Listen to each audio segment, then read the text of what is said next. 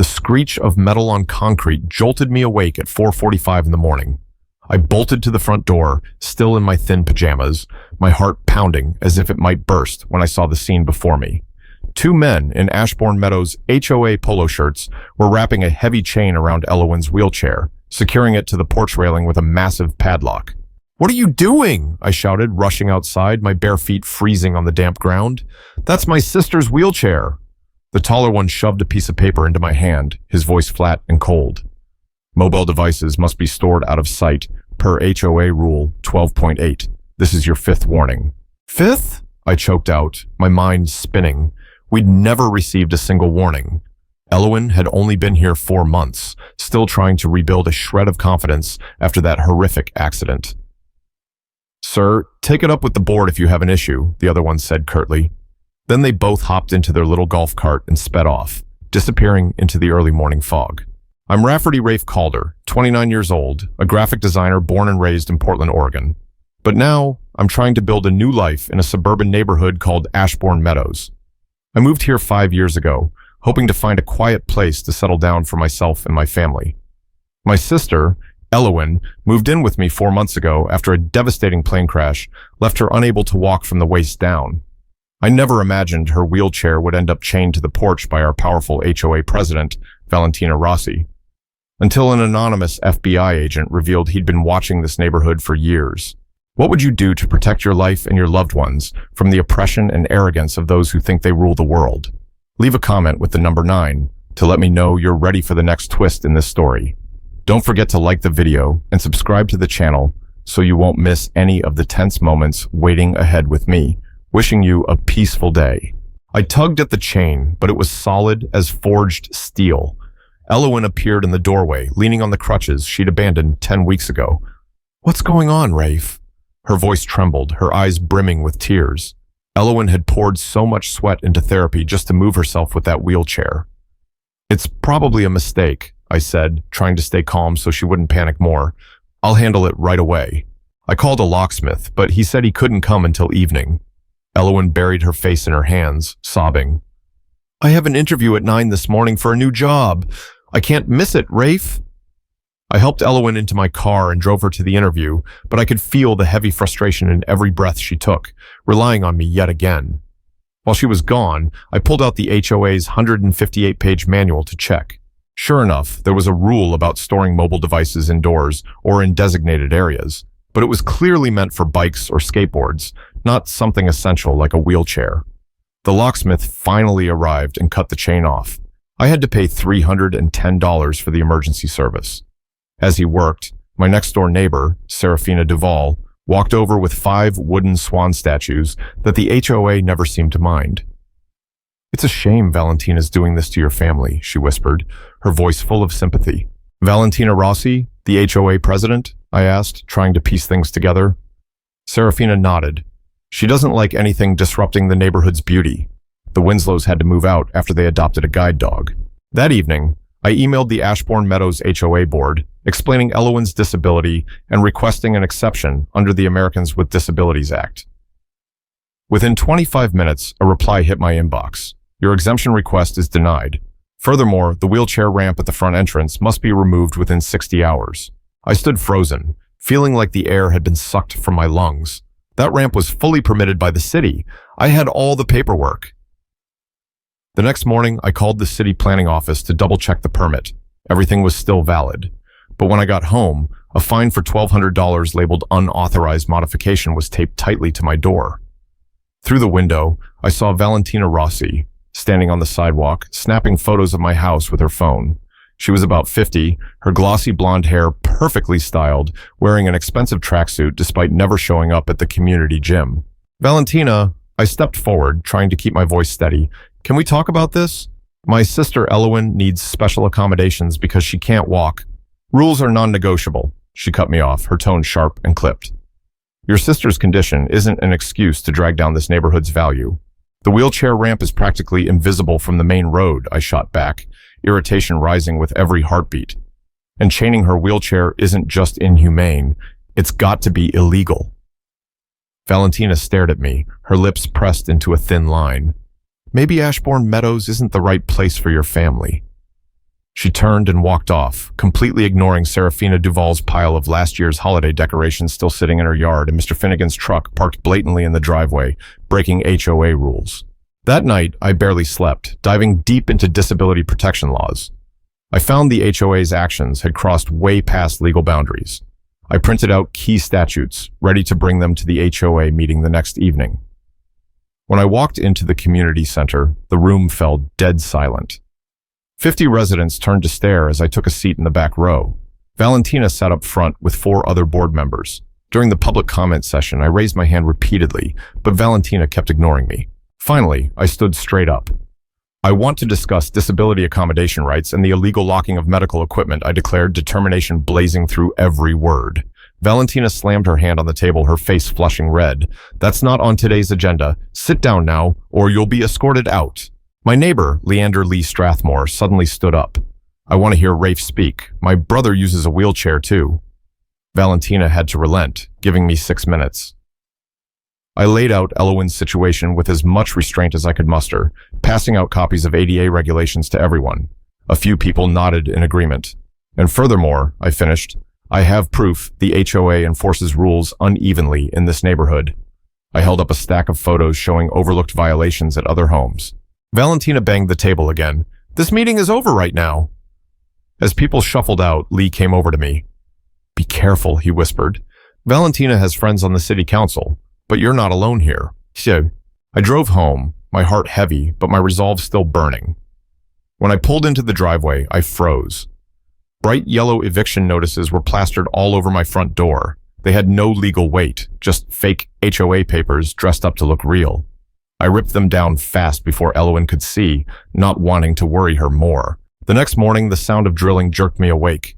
I ran outside and saw 2 guys installing a security camera on the lamppost right in front of my house. What's this? I demanded, my voice thick with frustration. HOA security upgrade, one answered without even looking up. All common areas are getting cameras, but this one wasn't aimed at the common area. It was pointed straight at my front door. I called my friend Giselle Laurent, a real estate lawyer. They can't do that, she said firmly after I explained everything. Document it all. Get your own camera up now. That afternoon, I installed a doorbell camera.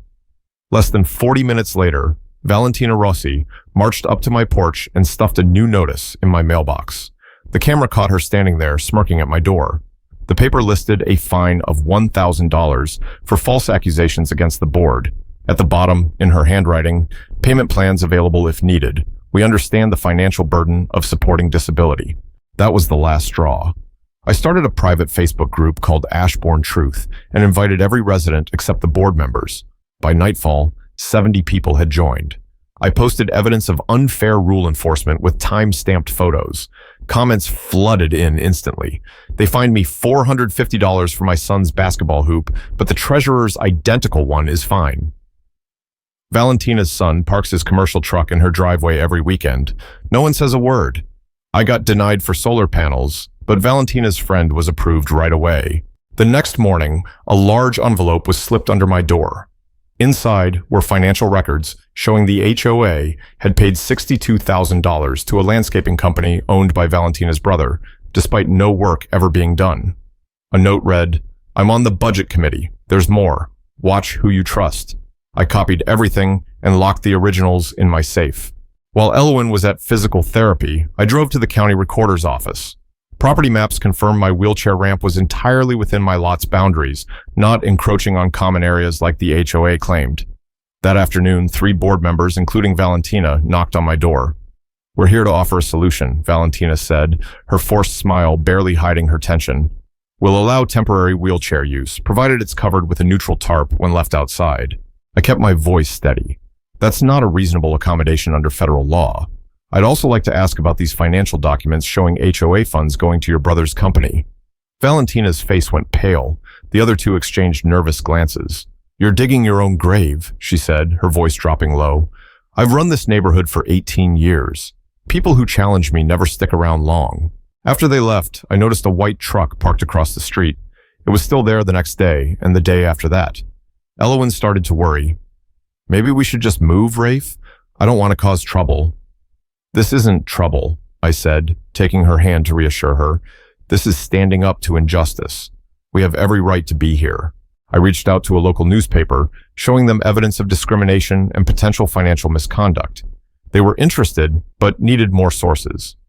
Through the Facebook group, I connected with the Winslows, who'd left over their son's guide dog issue. They agreed to an interview. 4 other former residents came forward with similar stories. The reporter uncovered that Valentina Rossi had been sued twice before for discrimination in other HOAs, both settled quietly with non-disclosure agreements. I was prepping dinner when Leander Lee Strathmore tapped on my back door. "Don't react when you hear this," he whispered. "I'm not just your neighbor. I'm with the FBI's white-collar crime unit.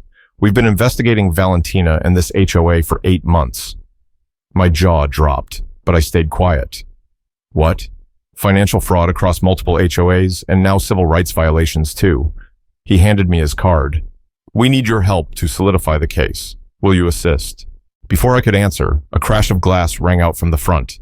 We rushed over and found a brick had smashed through Elowen's bedroom window. Taped to it was a note. Leave or face consequences. Lee immediately called it in. Things just escalated, he said, his voice grim. Now we've got criminal threats too. As police arrived to document and collect evidence, I saw Valentina slowly drive by in her luxury SUV, watching. Our eyes met. She gave a faint smirk and sped off. I turned to Lee. What exactly do you need me to do? At 8:45 that night, there was a knock. I peeked through the blinds and saw Leander Lee Strathmore on my porch, glancing around nervously like he was afraid of being spotted. The second I opened the door, he hurried inside without waiting for an invite. We need to talk about Valentina and what she did to Elowen's wheelchair, he said softly, his eyes full of concern, but no one can see us speaking. My stomach tightened. Were you involved in locking up my sister's wheelchair? I asked, ready to shove him out if I had to. Lee shook his head fast. No, the opposite. I've been tracking Valentina for months. He pulled out his wallet and flipped it open, revealing an FBI badge. I'm not a retired engineer like everyone thinks. I'm undercover. I nearly fell into my chair, my head spinning. FBI? Over an HOA dispute? This goes way beyond wheelchair ramps or yard decorations, Lee said, his voice dropping even lower. Valentina Rossi has been running this scam across 4 different neighborhoods for 7 years. Lee explained that after more than 80 discrimination complaints, the FBI started investigating Valentina 10 months ago. She takes over HOAs, rewrites rules, then uses her power to force out families she doesn't like. Like you and Elowen, he said, his tone heavy. But she's also draining funds. Remember that special assessment for the community pool repair last year? 3/4 of it went straight to her personal account. I thought back to the $1,100 check I'd had to write, barely scraping by at the time. Seriously? And no one caught on? She replaces board members with her own people. Anyone who questions her gets targeted with violations until they give up, Lee said. He pulled out his phone, showing me photos of Valentina meeting contractors behind the clubhouse. She takes kickbacks from every vendor the HOA hires. Those trucks parked at her place aren't just for kitchen remodels, they're paying for exclusive HOA contracts.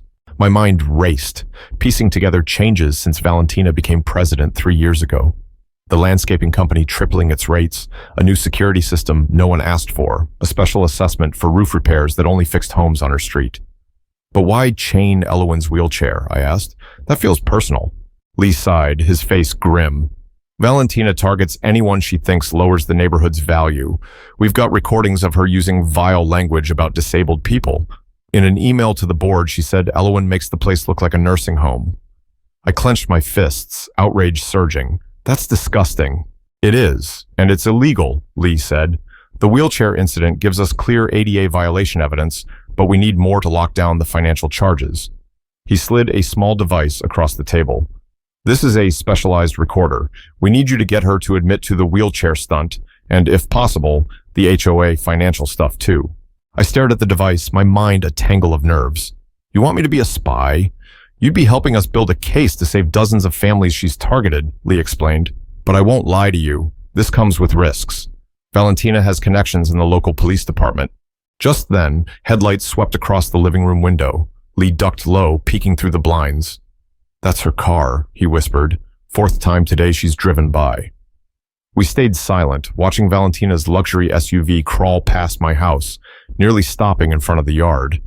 Lee waited until she was out of sight before standing. "She's keeping tabs on you," he warned. "Be careful what you say around the neighborhood. Some people report back to her." Before leaving, he paused at the door. "Think it over. If you're in, text Lake to the number I saved in your phone. If not, I'll respect your choice." After he left, I sat in the dark living room for a long time. Down the hall, I heard Elowen struggling to shift from her wheelchair to bed, too proud to call for help. That sound pushed me past hesitation. I grabbed my phone and typed Lake. Less than 10 seconds later, a reply buzzed back. "Meet tomorrow, Park, 2:30 in the afternoon." I went to check on Elowen, but as I neared her room, I spotted a tiny green light blinking in the bushes across the street. Someone was watching our house. I found Lee sitting alone on a park bench in the community park, pretending to read a magazine like some old detective flick. As I approached, a mom with 3 kids passed by, and Lee instantly switched to loudly chatting about basketball scores. Once they were gone, he handed me a water cup. "Recorder's inside," he whispered. "Press the bottom once to start it." While we hashed out the plan, I noticed Calliope Vesper's kids playing nearby. Their mom, Calliope, was an HOA board member and Valentina's close friend. "Don't show it, but we're being watched," I murmured. Leander Lee Strathmore gave a slight nod, his eyes staying on me. "That's why we're just talking baseball. To everyone else, we barely know each other." He explained that the FBI had uncovered Valentina Rossi using HOA funds to pay her son's college tuition and concert tickets for her husband. They needed solid proof tying her to shady financial decisions and her harassment campaign against defiant residents. "Tonight's meeting is your golden shot," Lee said, referring to the emergency HOA session Valentina had called for 7 o'clock. "We know she's about to announce a new special assessment, supposedly for streetlights, but most of that money's going to vanish." I frowned, suspicion tightening my chest. How do I get her to admit anything with the whole board there? "You don't," Lee replied, his voice low but firm. "You'll call her out publicly about Elowen's wheelchair. She'll lose it, and afterward, she'll almost certainly confront you alone. That's when you turn on the recorder." As we wrapped up, I caught a glimpse of Calliope Vesper standing not far off, pretending to watch her kids play. Her hand darted to her phone, thumb flying across the screen. "She's texting Valentina," Lee muttered, on high alert. "Remember, to you, I'm just a friendly neighbor." That evening, I arrived at the Ashbourne Meadows Community Center at 6:45, carrying the water cup with the hidden recorder and a 72-page stack of ADA documents. The hall was packed. Over 80 residents lined the aisles, standing because every seat was taken. Valentina sat up front with her 5 loyal board members, her fake smile gleaming under the fluorescent lights. Before we get to the streetlight fees, I shouted the moment she grabbed the mic, "I want to address the illegal chaining of my sister's wheelchair." The room went dead quiet, the air so thick I could hear my own heartbeat pounding. Valentina's smile vanished in an instant. "That issue was handled per HOA rules," she said, her voice icy. "Your personal complaints aren't on today's agenda." I held up the chain that had bound Elowen's wheelchair, fury blazing through every breath. "This is disability discrimination. It violates federal law." A few people in the crowd gasped, and murmurs started rippling through. Valentina clenched her fists, her face flushing red with anger. "Your sister's equipment was stored improperly," she snapped. "The board's decision is final." "We never voted on locking a wheelchair." Gideon Huxley, a board member I barely knew, spoke up. "Who approved that?" Valentina whipped toward him, her eyes sharp with irritation. "We discussed it privately." "Like you discussed the $73,000 for parking lot upgrades no one's ever seen?" I called out, frustration spilling into every word. The room erupted with stunned questions. People shook their heads. Clearly they had no clue that money was gone. "This meeting is about streetlights, not your baseless accusations," Valentina yelled, slamming her hand on the table, the sound echoing through the space.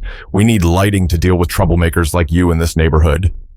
As the meeting spiraled into chaos, I glanced back and saw Lee at the far end of the room, tapping away on his phone. Our plan was falling into place. Valentina was losing her grip. She abruptly ended the meeting at 8:20, and I lingered in the parking lot, pretending to fumble for my keys, my nerves buzzing. Sure enough, Valentina stormed over to my car, her breath ragged with rage. "You just signed your own death warrant," she hissed, jabbing a finger in my face. "That stunt tonight is going to cost you big." I pressed the bottom of the water cup, fighting to stay calm despite the anger boiling inside. Are you threatening me, Valentina?" I'll make sure you regret this, she said, her tone dripping with menace. Your sister's wheelchair was just the start. Keep pushing me, and you'll see your car towed, your garden ripped up for landscaping violations, and fines you'll never be able to pay. Why are you doing this? I asked, stretching out the conversation, my chest tight with frustration. What did we ever do to make you act like this? Valentina stepped closer, her breath hot on my face. People like your sister drag down this neighborhood's value. I've poured everything into building Ashbourne Meadows, and I won't let someone like you ruin it. Just like I got rid of the Pereiras with their noisy kids, or old Margot with her messy medical junk cluttering her porch. I clenched my fists to hold back my emotions, but kept the recorder running. What about the parking lot money? The new streetlights? She smirked, smug and cold. Running an HOA isn't charity. It's my reward for keeping this place clean of the unworthy. She turned to leave, then glanced back. Start packing. 3 weeks from now, you won't have the cash to stay. I waited until her SUV disappeared before texting Lee. Got it all. His reply came instantly. Don't go home yet. Wait 45 minutes. I sat in my car, my mind spinning with a dozen questions. Then I saw Valentina's car pull back into the community center at 9:05. She walked inside with 3 board members, arms loaded with folders. Through the window, I watched them yank papers from the filing cabinet, stuffing them into bags. They were destroying evidence. I snapped photos with my phone, heart pounding, then ducked down as they left the lot. After making sure I wasn't followed, I drove home the long way. I got back at 10:15 and found Elowen still awake, her eyes full of worry. How'd it go, Rafe? She asked, her voice tight with stress. Before I could answer, a loud crash came from the garage. I rushed to the window, just in time to see Valentina's teenage son sprint off after spray painting Get Out across the garage door. Everything's on track, I said, swallowing my unease, then sent the photos and a message to Lee. They're panicking. Elowen rolled over, gripping my hand hard. What about tomorrow? Tomorrow, I said, resolve flaring inside me. We set the trap. As I turned off the lights, I caught a glimpse of a car idling across the street, headlights off. Don't look, I whispered to Elowen, but it seems the FBI isn't the only one watching tonight. Valentina practically froze when Lee flashed his FBI badge at 11:30 the next morning. I'll never forget her face, panic etched into every line. Valentina Rossi, Lee announced, his voice ringing out for all to hear. The FBI has been investigating you and this HOA for 14 months. Residents spilled out of their homes, the Laughlins from across the street, the elderly Rowans next door, even the Aurelias, paused watering their rule-breaking flower pots to turn and stare. This isn't what you think, Valentina stammered, her shaky hands dropping papers to the ground. I'm just enforcing the rules we all agreed to. Leander Lee Strathmore shook his head, his tone steady and firm. Rules you changed without votes, rules enforced on some and not others, rules that violate federal disability protections. More unmarked cars rolled up quietly. An agent handed me the chain they'd found in Valentina's garage, the same one that had locked Elowen's wheelchair. We've got fingerprints tying this directly to Valentina and her right-hand man, Alaric Vaughn, the agent said, staring her down, plus video of you placing this chain yourself. Her glossy blonde hair seemed to deflate, as if all her confidence was draining away by the second. Elowen rolled out onto the porch, and pride surged through me. I thought I was the one who struggled to get around, she said, her voice calm but heavy, locking eyes with Valentina. But it turns out you're the one stuck in the past. A news van from Channel 9 pulled up at 11:45. I'd tipped them off last night after Lee greenlit it. Reporter Evangeline Laurent jumped out with her cameraman. Is it true the Ashbourne Meadows HOA targeted disabled residents? She asked, shoving the mic toward Valentina, who tried to shield her face. No comment, Valentina yelled, pushing through the agents. Lee stepped forward, cutting through the tension. We have evidence that Ms. Rossi and her board embezzled over $480,000 from resident fees over the past 4 years.